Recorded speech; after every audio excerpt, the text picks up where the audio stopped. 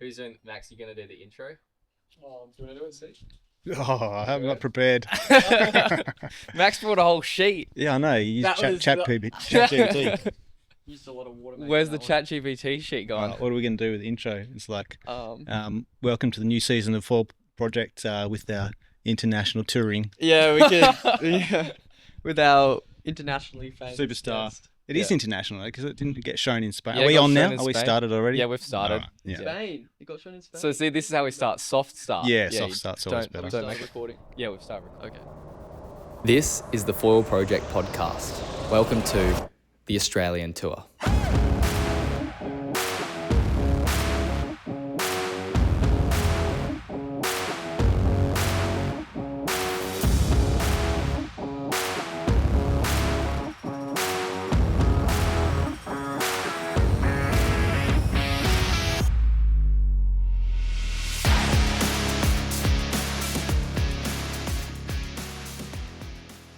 Where was the best spot to foil?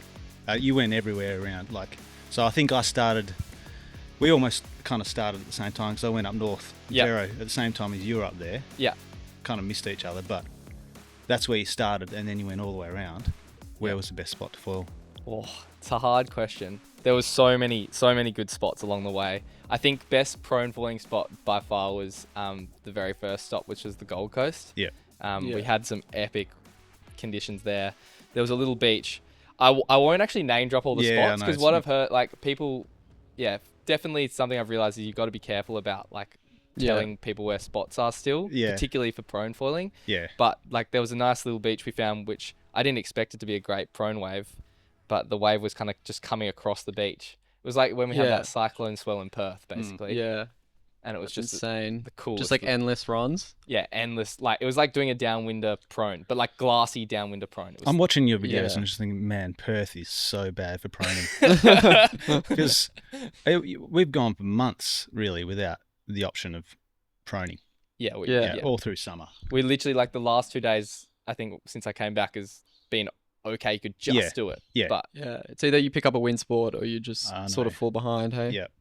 Yeah. How was it? Was there any kind of aggro? Because every now and then, I've been out in some places and people are scared and they're telling you to get lost, and yeah, it's pretty well accepted over there now. A lot of people doing it. It is, but you got to be careful. From what I've seen, it's like there's people doing it right, and then there's maybe a few people doing it kind of wrong. What do you mean? Like getting right in the middle of the lineup and Yeah, I think particularly on the foil drive, there's normally one or two guys who are just doing it wrong, and it's probably they haven't been educated yet, or maybe they haven't come from a surfing background, so they don't really understand the. I also feel those toe boogies as well. I Yeah. could imagine they'd get into a bit of strife because there was some up north, north of Gero way, and I just saw the advantage of using that. This is the first time I've actually been out with one.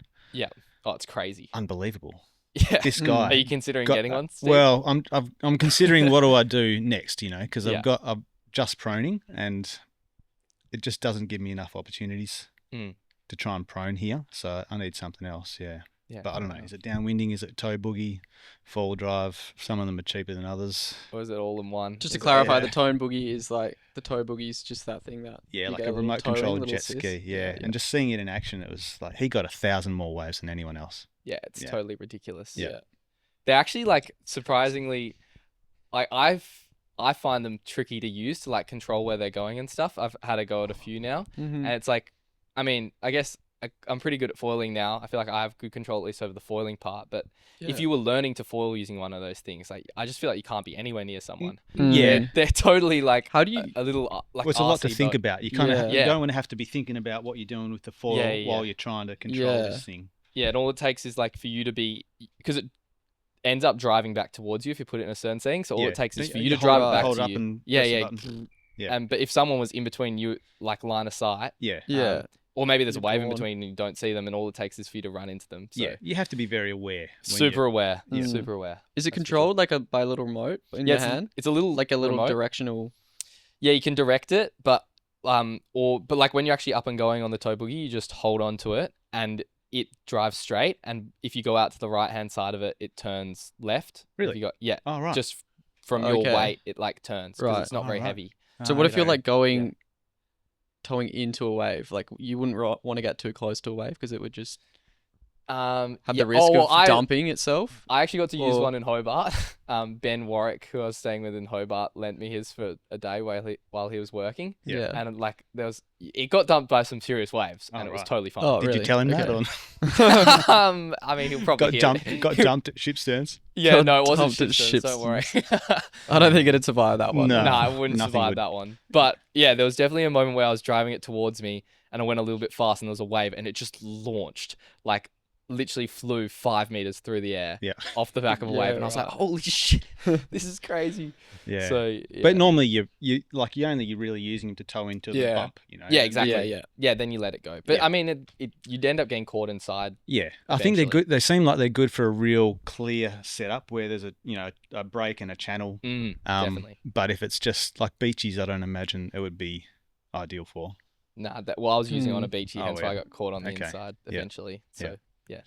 Yeah, that's for sure. Yeah, epic. Well, maybe before we keep talking about the Aus trip and everything, I want to hear a bit about what you guys have been up to, because we started this podcast like at the end of year 12, when me and Max were at the end of year 12. Yeah. Since then, feels like we're just saying we don't feel any older, but we are a bit older. Like, I've finished a degree. Max is getting close to finishing a degree, so maybe, and I don't know if we've actually had Steve on the podcast before. No. Well, maybe, do you want to just let us know like how this all happened from your perspective? All right. And your involvement. I like making boards and things at school as a teacher, and then I was teaching Noah, and we were talking about foiling and stuff. We started doing it at the same time, and I was like, let's make some foil boards. And I'd seen you out, and I noticed you were obviously quite good. Yeah. Child prodigy, you could say. So because like doing it way better than most people kind of at the time that were out there, other than Marcus and things like that. But so okay, I'm going to get Marcus to come in, because you remember I invited Marcus to come in and do a little talk about board design and things. That's right. Yeah. I do remember that. And at that stage, like he was so far and beyond anything we were thinking about, we just right? hadn't. Yeah. It was crazy. So sort of inspired us, I feel like. Yeah, definitely. That was a good. Yeah, and just really like I'm gonna start a club. Who wants to make foil boards? And then it was you and 5 or 6 other crew, Jarvis as well, and JB, all the guys from the movie, and then I think, and like Noah made his board first, I think, because it was in class and had a bit more time than you guys. He put this kind of it was like this foil project color scheme. Like he had a black board and that kind of color. I was like, oh, that looks really cool. Yeah. Made the logo, and then Steve made this logo. So and then because at the time I thought I wanted to help you guys maybe start a brand or a company or start making boards. It was during COVID. We couldn't get boards. You remember? Yeah, it was really hard to get boards. Yeah. And it's like, we'll make our own ones, and maybe we can start a board manufacturer. I didn't know where it was going to go. Yeah. And then suggested the podcast, and now it's all sorts of things. Yeah, definitely. Well, I feel like that sort of caught my interest more than the boards and these guys. But that's the thing with those kind of projects. You don't really know where they're going to go, and you don't have to forward think, what is this? I need to plan every stage of what this is going to turn into. You don't have to. It's just you're passionate about it. You've got talent in it. That's all you need. See what happens. Yeah. But I don't know. The boards probably didn't turn out as well as they could have. But it was an interesting process regardless. Well, Max still uses his board when he. I do still use mine. I must say, I feel like Steve's probably a bit too humble, but he basically did set this whole thing up from the get-go. He piqued our interest. Well, definitely mine as well. Starting with building the foil board, bringing that sort of engineering sort of experience that you had. Yeah. And then I wouldn't have even thought to have designed or made a board. Yeah, and it'd be good for you, even for your career as well, just knowing how some of these things work, using composite materials. I honestly, like, looking back on it, learnt so much, like, because I study mechanical engineering now.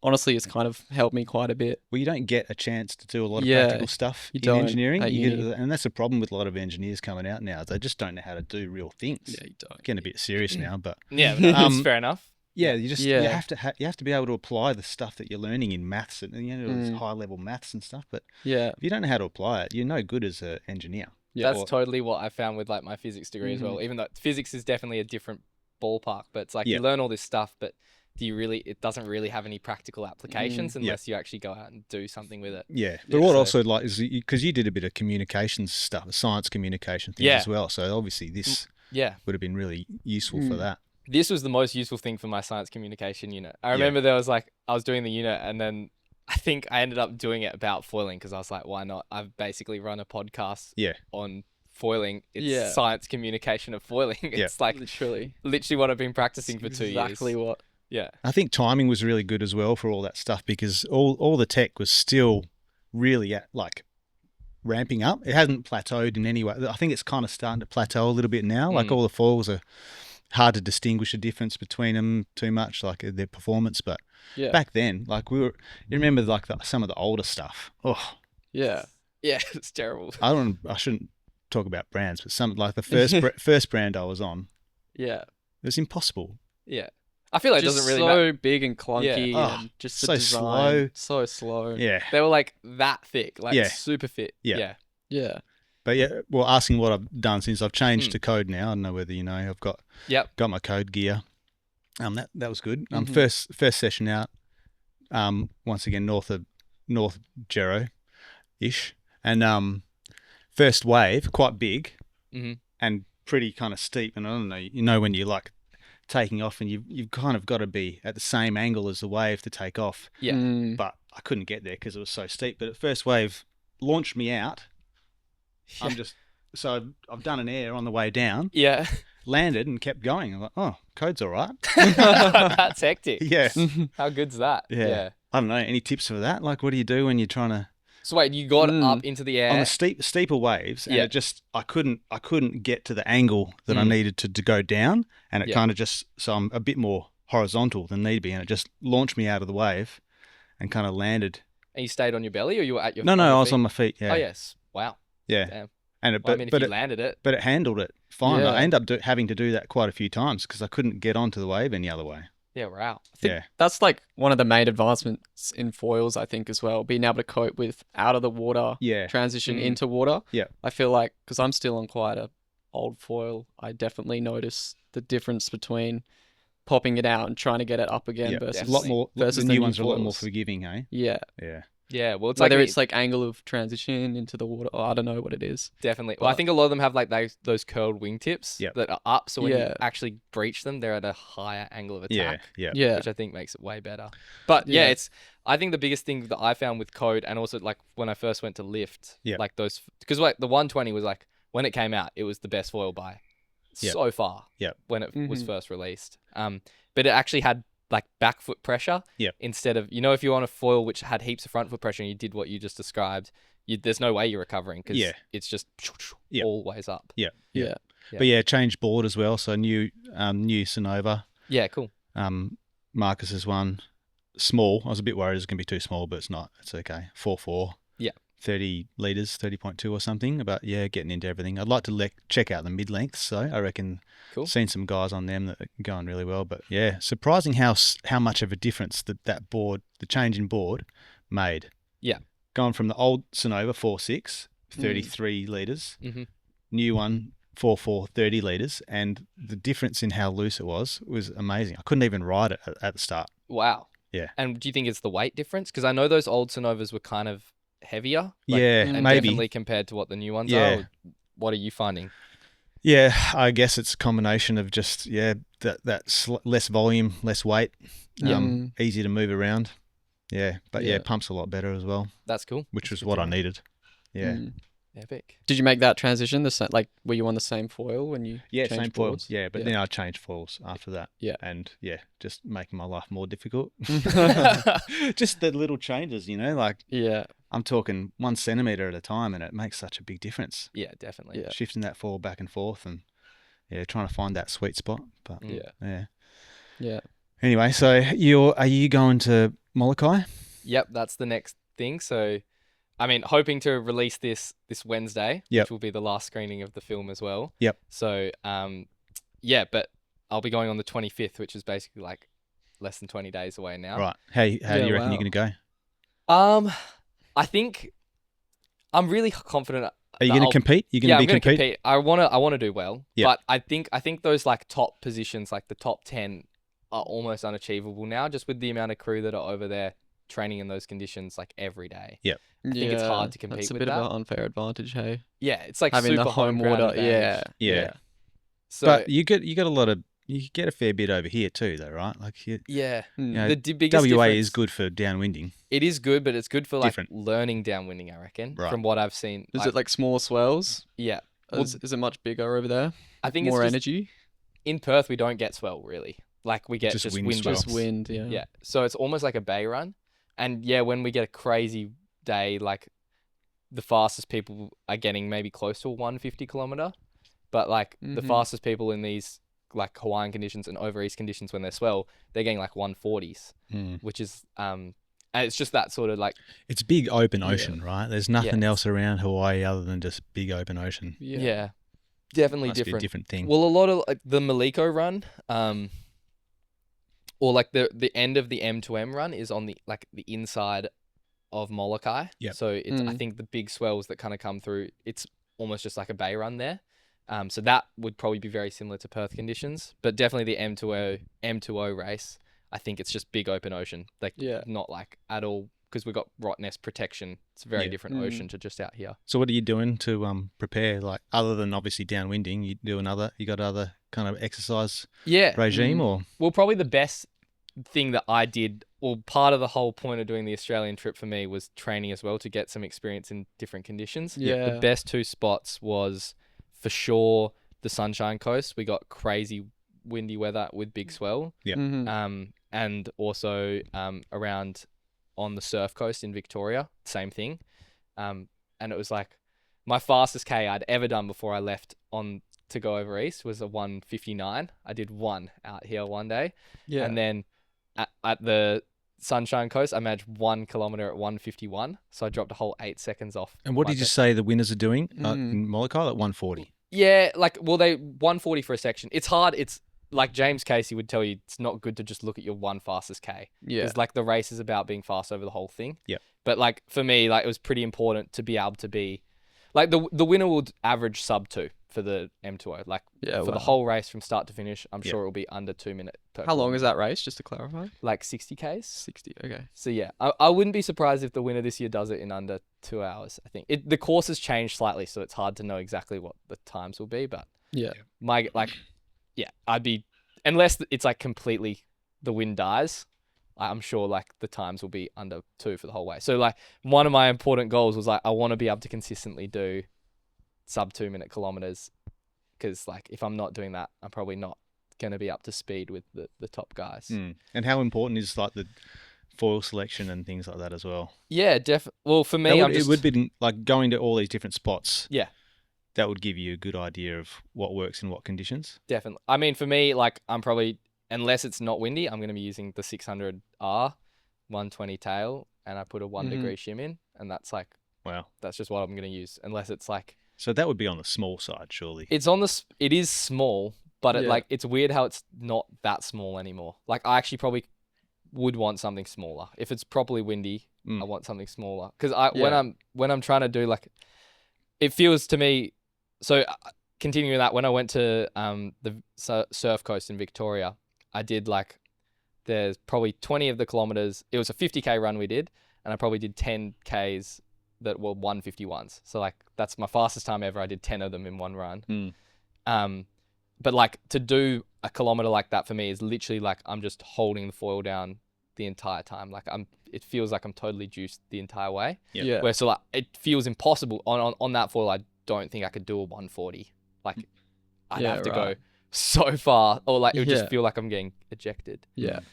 So yeah, but like the 600 with these crazy new long boards, like long skinny boards, you can paddle up way smaller foils. Right. So the 600 is actually pretty relatively easy for me to paddle up now with these new boards. Yep.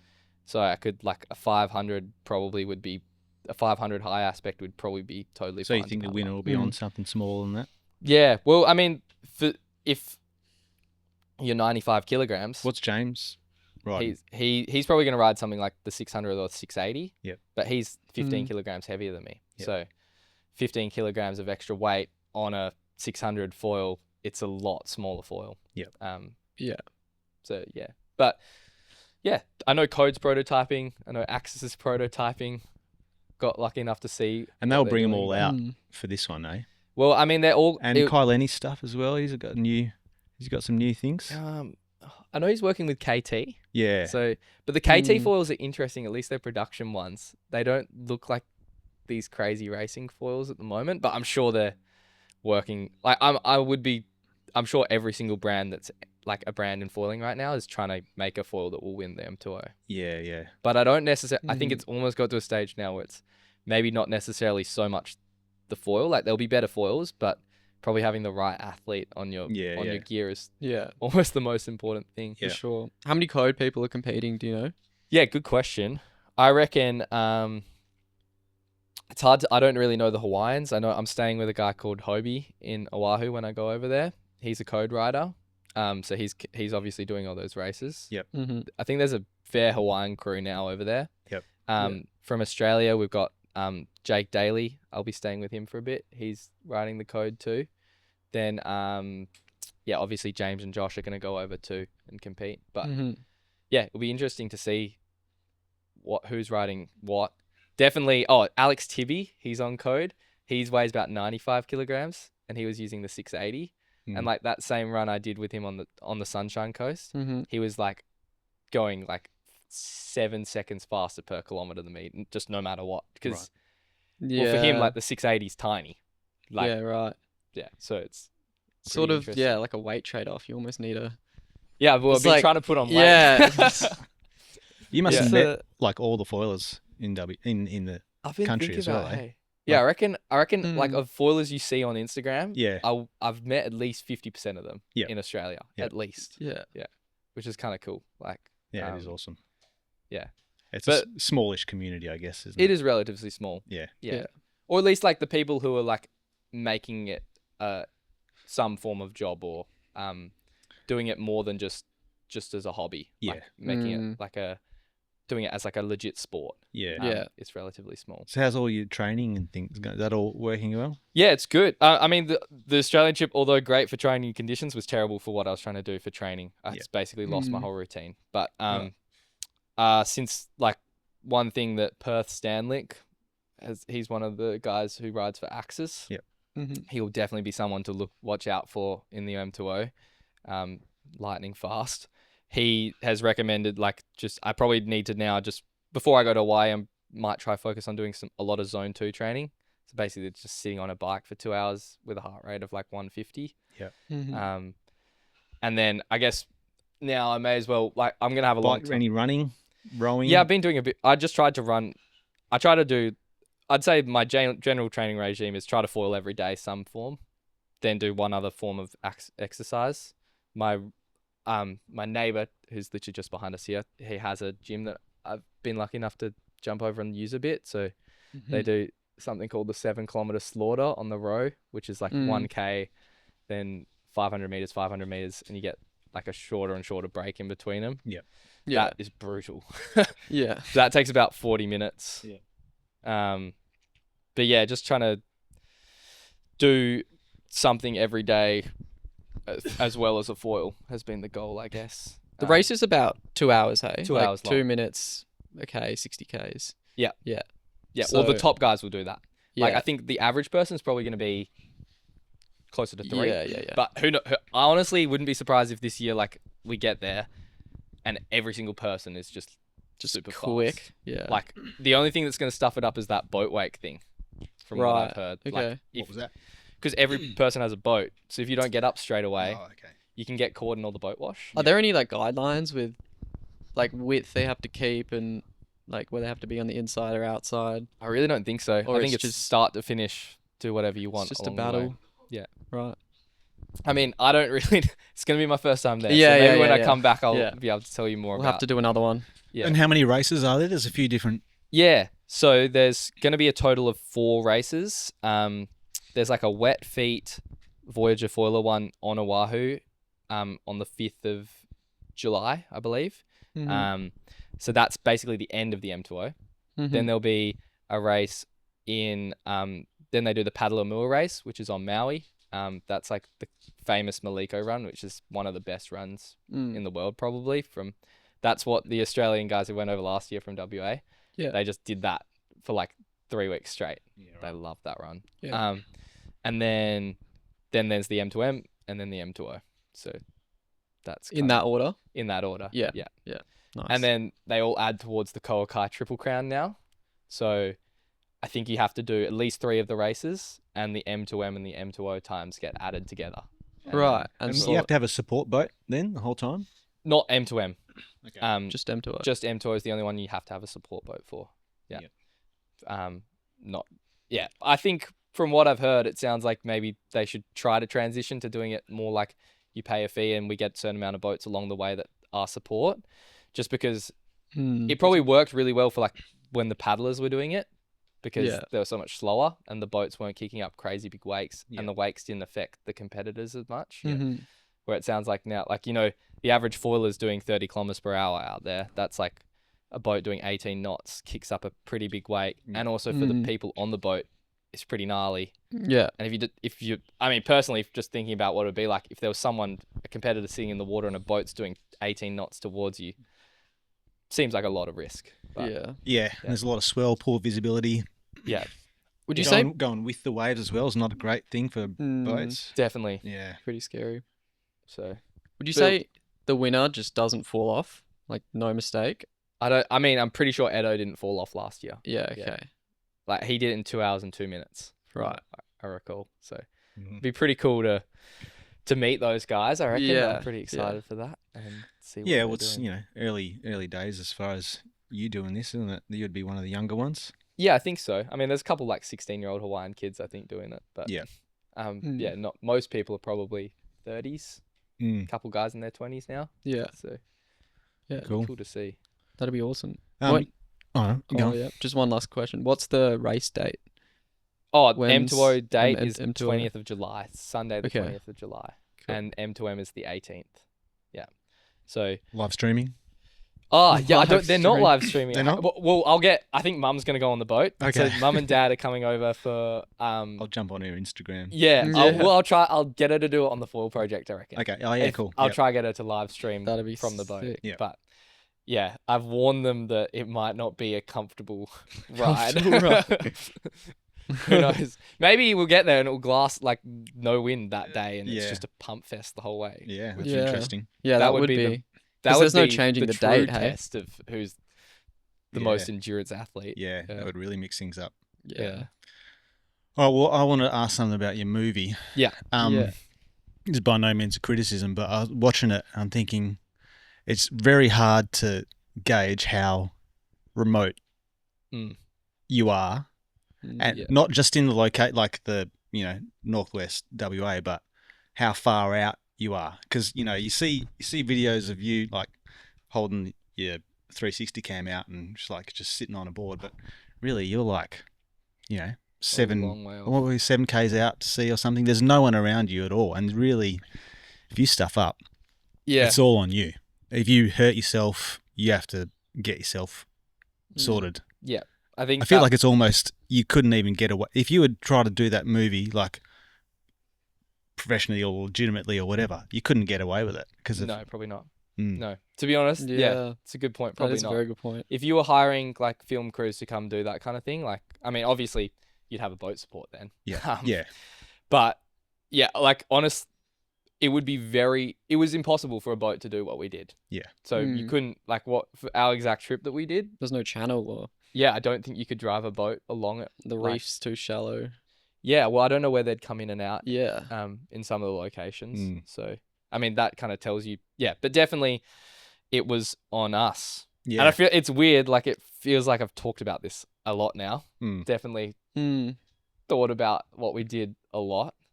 And that was the risk is interesting because like when you're doing things like that, you got to be very competent. And knowing what you can do, what you can get away with, what is a risk versus, okay, this is beyond what we're capable of. That was definitely things that we totally considered before we left. And we thought about that a lot. You were well planned though, right? It was well planned. Like, and it's, so I guess the risk comes down to this. Like, I think, so say we're out there and you injured yourself, like, hurt your shoulder or something, so you couldn't paddle up. You're going to have to paddle in. and it potentially could be a 15-kilometer paddle. That's going to take 4 hours maybe. But like, you're going to be okay. Like, we had enough water and food that you get into the shore. We knew but that then you don't know what there's that fringing reef there. But we had maps. We'd know where the fringing reef was. We could see it on our phones. So there's always like channels at least every 10Ks or something. So I guess at the end of the day, we'd paddle in. They seem like big numbers. I mean, I remember surfing out probably like stations up north by myself, maybe a kilometre out to sea. Yeah. And getting out there, not realising it's like triple head whale going past me, and this big, what the hell? And I'm just like, what have I done? Yeah. But I know at least I can kind of paddle in, but 7Ks, that's well, I mean, significant. to like, these boards paddle a lot quicker than a surfboard, which is one thing to keep in mind. And you can also, like, we'd always be paddling downwind. So the wind was normally cross on. So it's not like we're getting blown out to sea. You're going to get slowly blown into shore. But yeah, I reckon, when you think about like what you just did there, going out and paddling those reefs, the actual risk of you hurting yourself in a wave like that is so much higher than us out in the water, I'd say. Like, if you fell off and you actually get hit on the bottom, like, we're not dealing with reefs. We went at a time when there was no whales. So it was like the only way you could really hurt yourself is falling off and the foil hitting you. Yeah. So like, that was why one of the tourniquets were a pretty important piece of equipment, because like, I think that was the biggest risk. And one off. of the guys was medical trained, wasn't he? Yeah. Reedy is a critical care paramedic, so literally couldn't be more qualified for dealing with a situation. So the hope was just that he wasn't the one who got injured, I guess. Yeah. So true. Yeah. When it turns into a Hollywood movie, though, you're going to need to get some big like helicopter shots. Yeah. We'll do something like that. Yeah. If you can work out some way to get the funding for that, let's do it. Yeah. But I mean, definitely the risk was there. Reedy, it was. We would have had to paddle in, but at the same time, the emergency services in Australia are still there. It's not like they take a while to get there, but you'd probably have someone there and within the day, or by the next day. So like, the longest you're staying there is one night. It's not like you're in a a third world country where you might not have anyone there to support. The distances are big, but there's definitely things that we thought about. It's probably one of the most remote parts in the world, isn't it? It'd have to be. Yeah, it's up there. It's definitely not as remote as southwest Tasmania. That's that part is friggin' gnarly. Yeah. I totally didn't realize that until I went there, that bottom third of Tasmania is like literally inaccessible by walking trails. You can't even walk through it. Wow. And is there much of a foiling community down there? I reckon like 80% of the foilers in Tasmania, or like at least foilers who are interested in downwind foiling, probably came to the film screening that I did there, which was cool.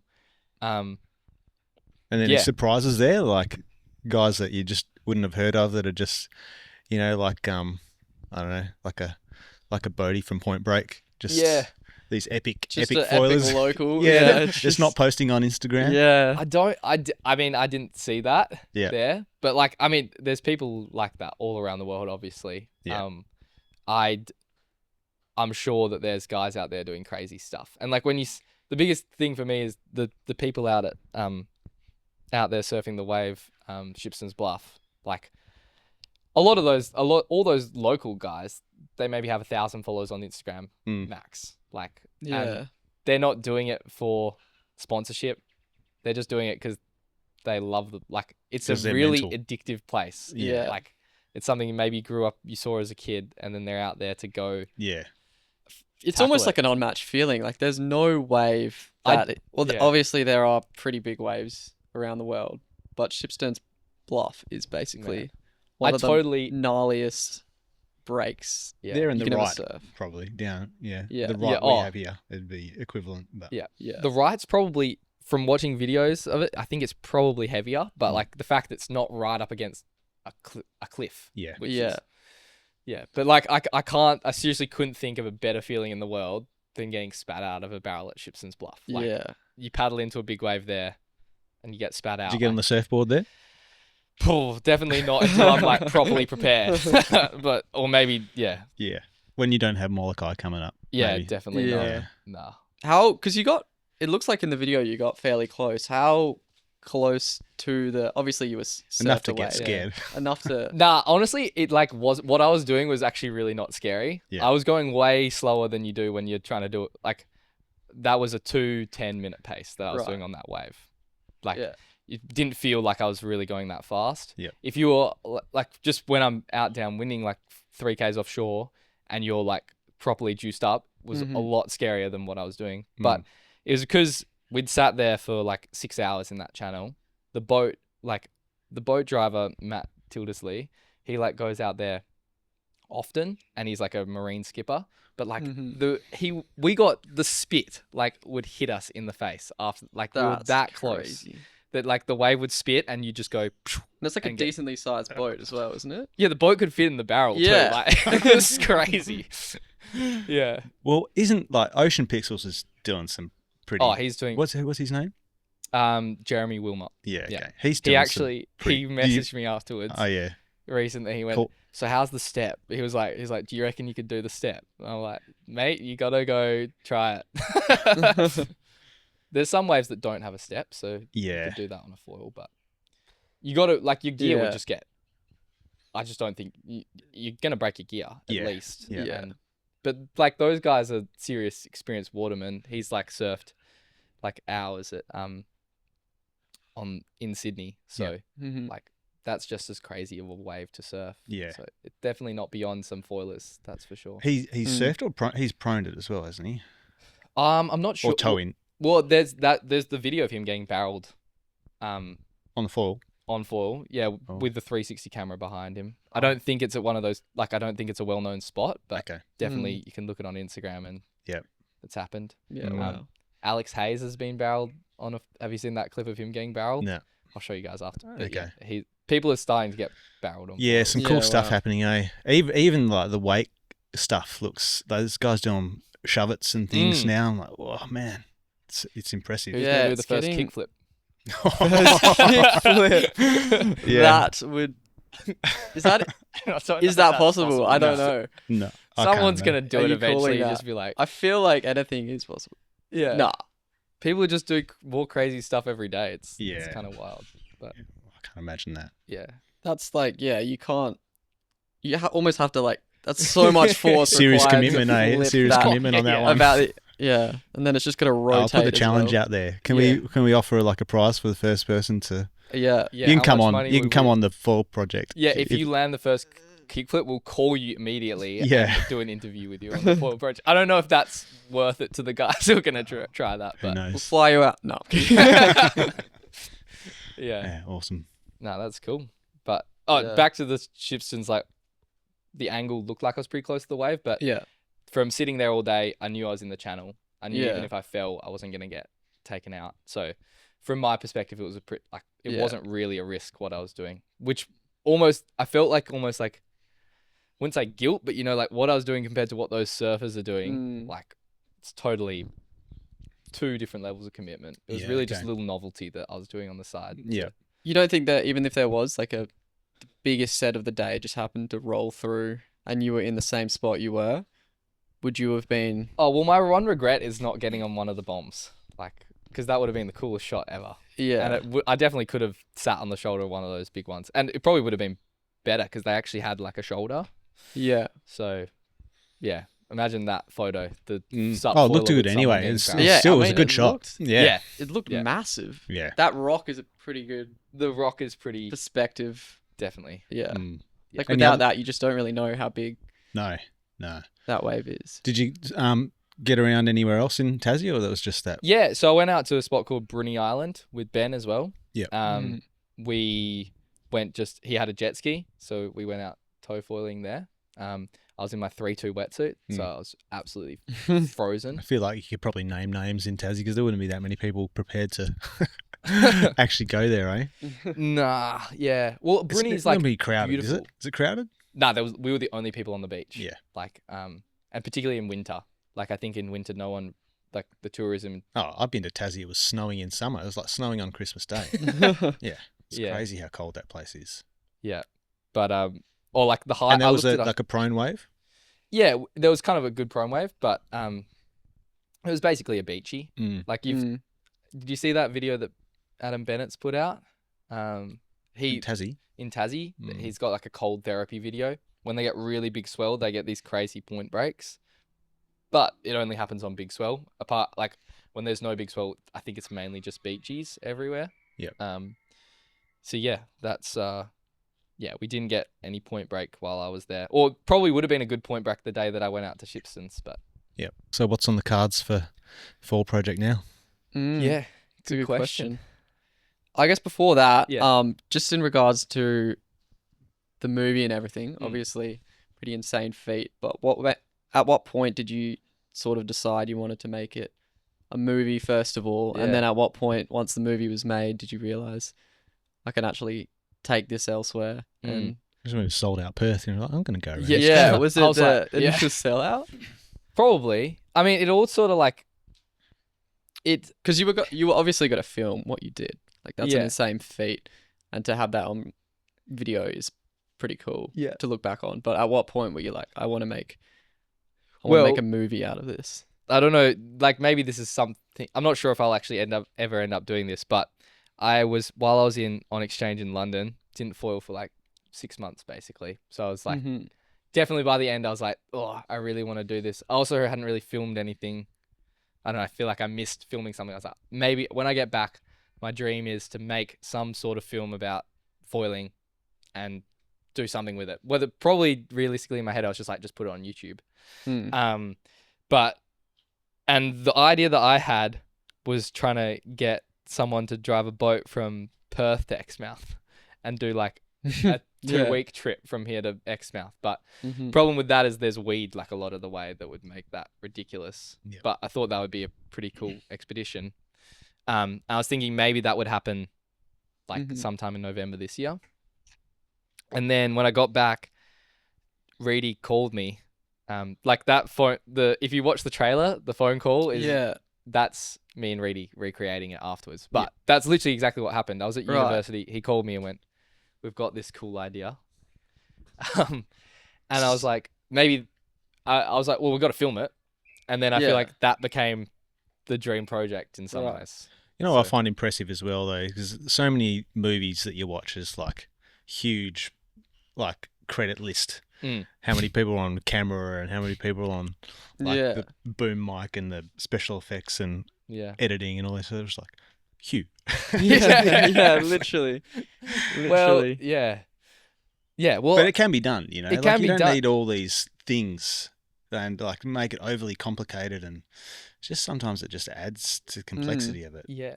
Well, I guess like that was part of the best part of the story, and I think what also maybe brings you in a bit is like a lot of those shots were literally just me grabbing my iPhone out and like filming. But like then you actually get the moment. There was no preparation. Like that shot. Yeah, it feels very personal. It feels very like, raw. Just kind of pioneering, and it because it was totally pioneering. Yeah. No one's done that. Yeah. And there's probably a reason why. Yeah, it's just hard work. And it's thanks. And it's also like a big thanks to the guys for letting me like really that it's pretty personal story. Honestly, like there's a lot of moments in there where like they're very couple of intense personal moments. Definitely, and like they've let me basically show it everywhere, which has been awesome. So can't thank them for the support. But yeah, they're also really good at filming each other foiling, which comes across like most of those shots in there I'd say were Julian, Donnie, Reedy, and they're very good at filming each other. So that. I guess without them being able to do that, you wouldn't have any of the water shots. So, yeah, that's pretty cool. But, cool. Yeah, that's exciting. So what's happening next? Well, I guess Hawaii, and then well, you got the year off to try and figure out what happens. Yeah, so the rest of this year's off for me. I'm actually starting medicine next year in Jan. Yep. So I had been reaching out to the university and trying to push it back by another year so that I could do maybe another year of this. Yeah. But foiling's not recognised by the Australian Institute of Sport, so we can't get it pushed back. But they said, like, I got a very nice email the other day saying, we're so sorry, but because of this, we can't change it, which is fine. But I guess if I had next year off, there would probably be some more crazy plans. But I don't know. Maybe make another film, or maybe maybe it's like take what I've learnt from this year and sometime in my future do something again. Like I don't. Maybe that's the goal, to make it a nationally recognized sport. Yeah. To extend the gap year. Get it in the Olympics in Brisbane. Yeah. Come on, we need it in the Olympics. When's Brisbane Olympics? 2032, is it? Well, perfect spot for it, isn't it? Yeah, exactly. Genuinely. Downwind foiling in the Olympics. That would be awesome. Campaign. Start the campaign. Start it now. I'll sign it. You'll sign it? Yeah. Well, maybe that would be the next step. But I guess I don't feel like any rush to do something right now. Yeah. Which is kind of... I feel like before I felt like I had to do this. I had to do it. Yeah. Now it's more like just take what comes and go with it. But yeah, I might try to... Ride the bumps. Film a bit less, to be honest. Because I tried to film everything on the Australian tour. I've got like 700 gigabytes of footage from the Australian tour, which I've been wanting to sit down and edit, but I just can't motivate myself to do it. Yeah. So I feel like that's a sign of maybe burning out a bit. Yeah. Yeah, you got to kind of enjoy it too, don't you? Yeah. So maybe film a bit less. But I don't know. What's if you had to, I don't know, it's a pretty open-ended question, but through all of your travel movie experience, what's the best piece of advice, I don't know, you take away, whether it's like filmmaking or foiling or... I reckon just do stuff, hey. Just do like, stuff. honestly, I feel like that's my biggest piece of advice. It's like, maybe don't get so worried about... honestly, it feels to me like if you're just nice to people and you're there for the right reasons, you just want to be like, do something positive, and you're willing to like do it and like commit to it, like people respond well, it's like everyone has, like, the amount of support I feel like I've got has been extreme. So like the credits at the end, it's maybe just me, but it's like there's someone at this location has helped me organize this because they can see that I've put in the effort, and then I don't know. That's just do stuff. Want to get involved. Just do stuff. Just do stuff. Yeah, because if you try and overthink it, it's like all these problems are going to come up, and what if no one rocks up, and what if I can't get a venue? You end up just not doing anything. Right? Yeah. So you just kind of have to step 1 foot ahead and. Well, that was like with the Perth venue. I think like kind of the whole Australian tour started when we booked that Perth venue, really, and I realized like maybe this is something that more people are interested in than I realized. Because we were like debating, do we get a 30-person cinema? Do we even get a cinema? And then Dad was like, nah, just send it. Go the 170-person cinema. And then it like sold out. And I was like, well, holy crap. Like if that's possible, and if we didn't do that, I don't know what would have happened. Like that moment of picking to just go all in was good. So yeah, that's awesome. Yeah, definitely. I don't know. Do it, go all in. What? It's just like Nike's ad, isn't it? Yeah. Yeah. I like it. That's good. How about you guys? What's plans for the next little bit or into the future? Trying to book holidays, and it's a bit hard to book holidays where I want to book them because it's always sold out. But trying to get up to Exmouth maybe. Yeah, awesome. It's always good. It's hard. It's hard for me to kind of get that much foiling in during just the normal time. So I'm like a bit of a holiday foiler. So and it's good to go with the family and get up there. Nice weather, nice waves. Just get out there. Yeah. 6-8 hours a day. Just go non-stop. So, but we found a few new little spots as well. So we're going to explore a few of them. We had some good luck in the last holidays and found some epic locations that I'd never been to before. And I've explored the coast a lot. So all the way from, down south coast up to Exmouth and past. But so we'll check out that, and hopefully we get some good weather. Yeah. And some consistent waves. That's it. Yeah. That's about it. Hit Japan at the end of the year, hopefully. Nice. Very nice. Awesome. I feel like we should get your opinions on stuff more, Steve, like when we're doing the podcast, because like most people are probably like more holiday foilers, really. Like, or I mean, unless you're downwinding, I just don't have. But it's like, well, foilers you kind of need to have a bit of money or your sponsorship or whatever. But like you can't. So it means they're normally a little bit older to afford it. Which stage, unless you're a firefighter, which half of the foilers are firefighters, so they got all the days off, they can go foiling all the time. But FIFO shift. But for me, like I go on a weekend and the chances of there being good waves on the weekend are There's a like lot. next to zero in Perth. Yeah. And then Got to go to the Gold Coast. Kids footy, I've got to bring, I've got like all these commitments like work and stuff. Yeah. Which you guys will have to learn about at some point. But Yeah. it makes life a bit harder. Yeah, definitely. So it's got to make the most of those holidays. Yeah. Foiling holidays. I'm thinking about that Foil Brown's doing the camp? Sanur camp. Yeah, Yeah. that seems pretty cool. I might jump on that. Yeah, they look That would awesome. be very cool. Yeah, it looks like some good footage from there. So Mm-hmm. yeah. How about you, Max? Yeah, I'm honestly a bit of a holiday foiler as well. It's a bit bad because I don't have as many commitments, obviously. But I feel like when I'm free, I'm definitely free, and I like to do a lot of foiling when I'm on. But I haven't been as active in the foiling realm as That's fine. others recently. I think the plan is just to finish uni, getting a bit intense with my thesis coming up next year and everything. But then take a gap year and hopefully foil some just make a before movie work. with you. Hopefully let's do secure a another job. movie. Yeah. Make a movie somewhere. Where else can you downwind? Somewhere in Morocco or Spain or Yeah. Morocco would be awesome. Yeah, it's a crazy place. I've been there a long time ago. Yeah. Good waves. Canary Islands are pretty cool as well. Yeah. Even South America or something. I don't know. Yeah. Something big. Stay tuned. Stay tuned. No. The other thing, should we call Noah quickly? Oh, and yeah. get hit? We were meant to do that probably earlier, but if he doesn't pick up, that's gonna be a real shame. No. What great footage. Call it back. Oh well, you can put it in post. Yeah, we can put it in. I'll call him afterwards and Clip it. Well, if he calls us in, like when we stop recording, we'll chuck it in and pretend like it happened just then. Yeah. I had one foiling story sent in, but I don't know if I can like play it through my computer, unfortunately.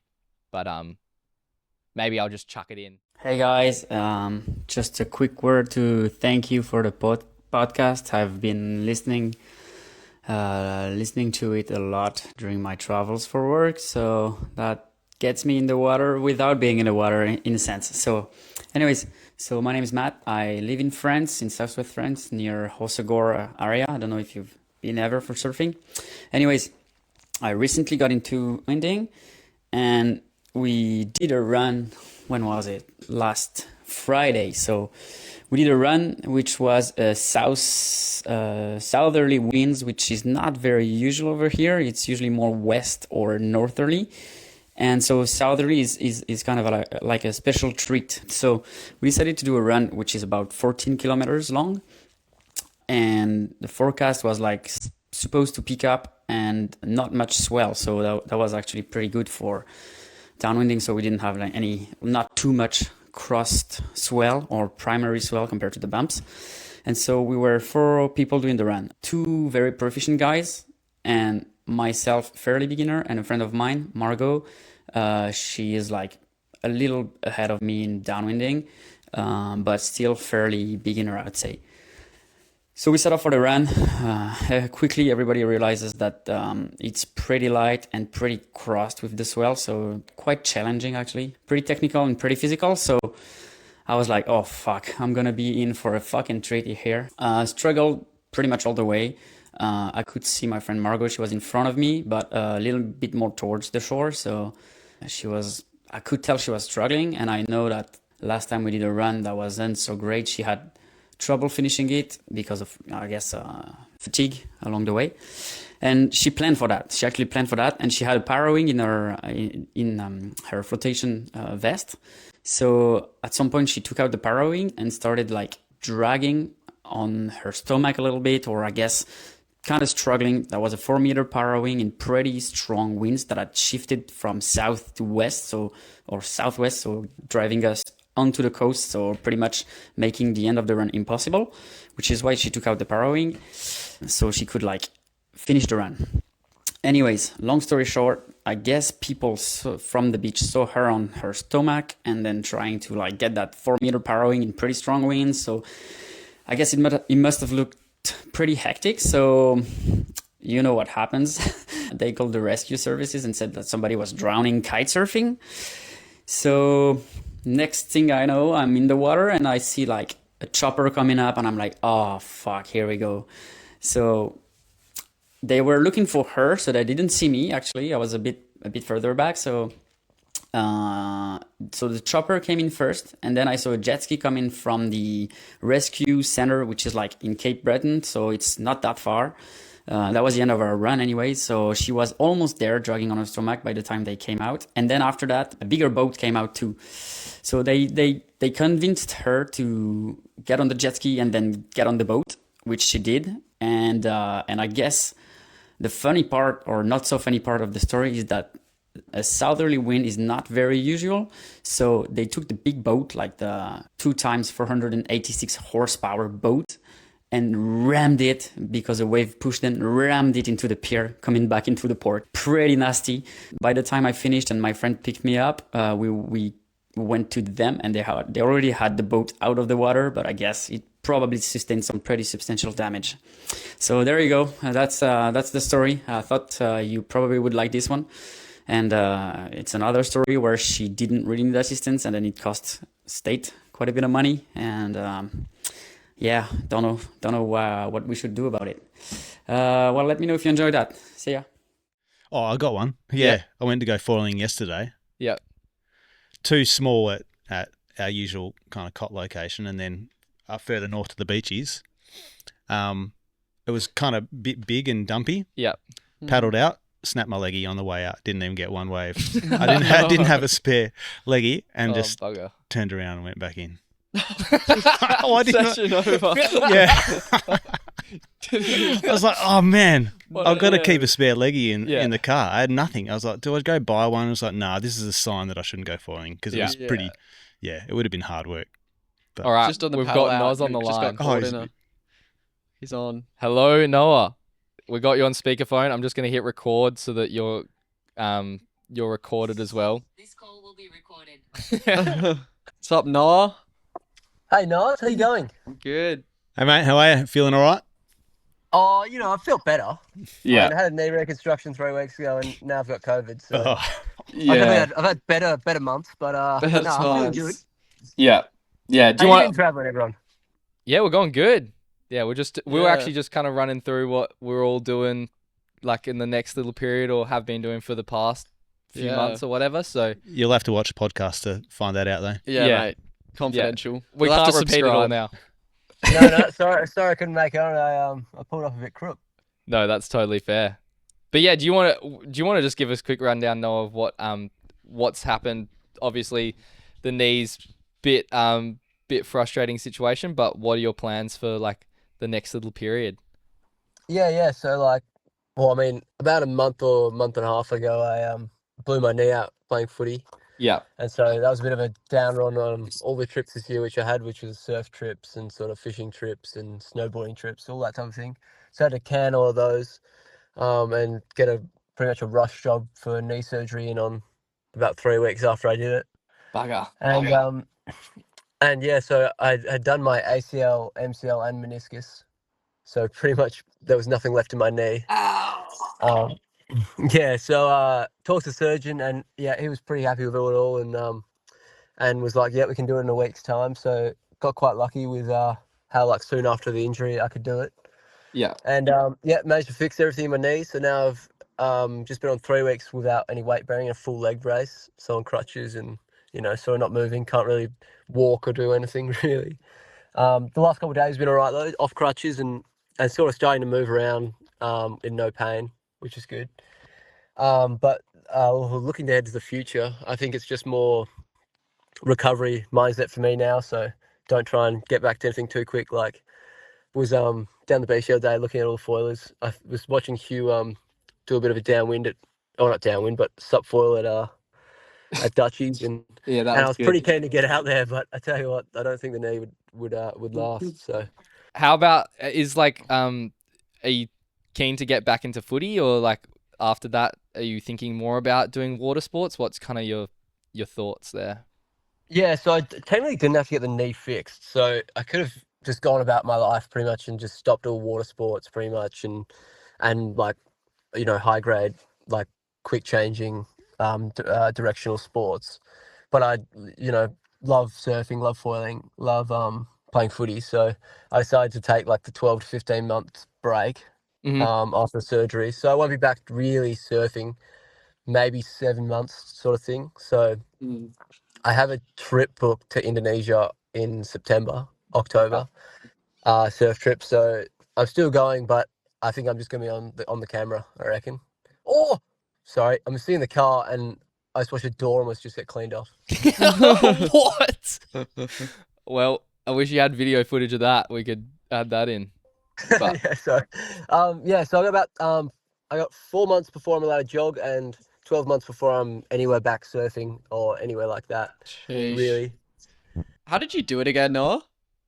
So it's just it's a bit of a change direction in the footy game. It just sort of stood in a bit of like a hole that I think a dog had dug or something like that. And right. yeah, just pretty much knee snapped inwards and just blew it all out. Oh, that is so unlucky. Yeah. Just like a directional change, just like a little ground inconsistency, a little McCabe It was divot. legit a left to right, and then or right to Far left. out. And then, yeah, unfortunate, but yeah, well, these things happen, and I'll be back in 12 months' time, and hopefully crack the downwinding scene. Yes. Yeah, we keen for you guys to get into that for sure. Yeah, we do need to get back onto it now. Yeah. Come on, we live in the perfect spot for downwinning. We always say this. We Yeah. do. Yeah. Just need a few extra $1,000. Yeah, it's true. I think budget at my level as well is a pretty big thing. Maybe It one. was pretty good when I was working at the shop. Yeah. Well, cheers for the update, Noz. No, sorry, it's a bit of a depressing update, lads, but yeah. Nah, but you got a positive mindset, so Yeah, I like the energy. Yeah, good luck with the recovery. Yeah. I was got a quick. How you been going, Steve? I haven't talked to you for a while. Yeah, good mate. Yeah, just new job and trying to squeeze in a bit of foiling when I can, amongst other things. Yeah. Yeah, shame we couldn't catch up, but next time. Yeah, no. Oh well, we'll have to do another one soon. For sure. All right, thanks, lads. Appreciate it. Yeah, cheers. We'll see you around, Noah. Catch you, mate. Yeah. Catch See up. you, mate. Noz. Cheers. Yeah, was there anything else you wanted us to touch on? I feel like that was everything. Hey, Let me unless just you quickly guys wanted to go over my GPT. This is my extensive summary of questions. Wow, Just kidding, that's it actually was, seriously extensive. GPT generated in about 5 seconds. I gave it a little synopsis of the film, and I was like, what are some questions I can ask my mate about his film and his world tour? And it actually spat out some pretty deep questions. Yeah. But anyway, they weren't very specific, so nothing else. I think we covered Well, I really everything. felt like you were about Yeah. to I'll like, read launch one. into a I'll read whole- one. I don't know. I was waiting for the finale. Yeah. It's like, like, nah, I what's the won't bother best reading them. Story They're drifted amazing. off. They're really deep. But, Talks about pulling Oh, up. okay. Yeah. Okay. Oh wait, Damn, I Max, used you're that making me advice edit- one. You're making me edit this out. You're A making lot me of laugh hard. film. You could just clip it as an awkward Yeah. transition. This is. Do you know when I had my tennis moment that you guys bullied me about for like months afterwards? No, that was me, wasn't it? The tennis analogy. Like one of the very first That podcasts. was me. So we did the Bullied me. stupid analogy. Clip And back then- to that analogy. Yeah. I don't know if I can find that, but Yeah, I feel like it's definitely better to fail foiling, like fail preaching, than fail sort of figuring out with it. without just losing all your speed. It's like that tennis analogy or whatever. Bring it back to tennis. Love me some tennis. But like it's better to happening right now. it's better to hit the ball long than it is into the net. Yeah. You know what I mean? So always know that one? Surely you've heard that. I don't know that one. I played a lot of tennis. Maybe I played too much tennis. I know that. Wait, it's better to hit it long than to net. Yeah. Well, that's just All the time. dumb. It's dumb. Because if you hit it like at the very top of the net, and then you're like, oh, okay, so my top spin has to be a little bit Less. than what I did. I kind of. It's a good analogy, Noah. Let's just. No, alright. It's Yeah. You need to do both. You need to fail both ways. stop hating on my analogy. So You need to fail both ways, obviously. Sorry. Well, yeah. You need to fail both ways, but I feel like people don't fail enough from going too high. Because that happens a lot when you're on the waves, but not so much when you're pumping out. who thought of that analogy? It's so bad. It's legit. Mate, I'll play in a game of tennis. I'll prove it to you. So you're gonna be hitting them out the back. What? You're gonna be hitting them out the back. No, I'll prove it. beat you. All right. Anyway. Okay, we're going to make a new podcast. oh my god. You just have a blooper reel of Max sitting there awkwardly. Yeah. The podcast. Those first couple ones that we were music? so like Yeah. I think, yeah, like come you're a saying long though, way. being less prepared it just makes it a bit more natural instead of like, so when did you first start foiling? You know, Yeah, but it's hard when you're like haven't done early anything on. before to Yeah. have the It confidence. is nerve-wracking. Yeah, we grilled Army Armstrong. That was a good. Like we had good. Yeah, questions that's from when him. I really thought we were like starting to. Oh, I mean, we you know, we got a bit of traction. Hit there. some big names. Yeah, it was crazy. Yeah, really impressive. Still a couple of big names out there that you want to. Yeah. Try and do something when you're in Hawaii, eh? Are you going to do some That's over the there? goal. Yeah. I'd love to do a couple podcasts with crew over there. Yeah. I mean, yeah. It would be silly not to, really. Yeah. It's actually not that bad. What is the toughest moment on the trip? The biggest Toughest moment. biggest conflict or We struggle? Yeah, the struggle was Donnie having his injury. His injury before he left, 2 weeks before he pulled his intercostal muscle. Yeah. Which basically, if you paddle up, like it's the worst possible muscle to have for a paddle up attempt. So every single time he tried to paddle up, it hurt a lot, which is why he picked a bigger foil. And then because he picked a bigger foil, his legs were cramping because he couldn't keep the foil down with the conditions we had, basically. So that night, it was like the second longest day. The next day was going to be even longer. And we were sitting there. The film has us videoing him talking about it. Looks like a pretty critical Oh, moment there. Yeah. It was pretty critical, yeah. I definitely, as I went to sleep that night, like even for myself, I was like, I don't think I want to wake up and do what we did again tomorrow. Like that was genuinely like scary. It felt way outside my comfort zone. Like, I don't know if I want to do that again. It's like the mindset's interesting because it's like every single time you start, it's kind of like you said, it's like we obviously knew the risk that we were taking on. So it's like, you've already gone and done it. There's a risk. Like, You know it's the still risk. scary. Yeah, and then you've gone and done it and you've completed it, but you're going to go do it again the next day. Yeah. And like, it might be worse. Yeah. It's like, how many days can we do this until something goes wrong? Yeah, definitely. You kind of get that feeling. And what are the consequences if it goes wrong? And it's, Yeah. And it's like, well, tomorrow, if it's going to go wrong, it's probably going to be tomorrow. Yeah. So yeah, I definitely, for me, that was that night where I was like going to sleep and I was like, I actually slept relatively well. Like often you hear people do these crazy trips and they don't sleep at all. Yeah. But, like, yeah, I've probably still got 6 hours or something. But you got to, I don't remember if you ever watched that movie Into the Wild, but it's an epic movie, and there's a quote in there, I can't quite remember it, but it's really good about like every man needs to face something like facing the world by himself, like just him against the world, like with no one there to help you. Yeah. And that's kind of what you're doing it. There's a real sense of like achievement after that. And I don't know how many people really put themselves in that position, but you certainly did. And we all, I've done that many times in my life as well, but it's, it gives you that extra sense of confidence and definitely calmness in the world that you can, we're like, if I can do that, I can probably do a lot of other things. Yeah. Well, probably just from doing that, it probably gave me the confidence to actually like make the film about it, which was a different kind of fear. Like obviously showing it in front of a lot of people was a fear to overcome. Yeah.